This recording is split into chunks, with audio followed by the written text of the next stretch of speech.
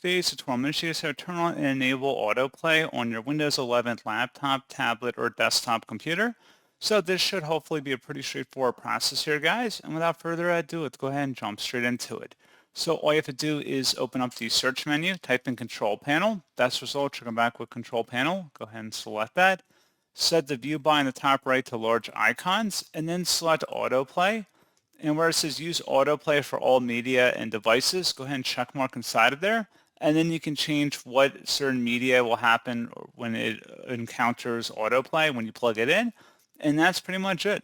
So as always, thank you guys for watching this brief tutorial. Do hope that was able to help you out. And I do look forward to catching you all in the next tutorial. Goodbye.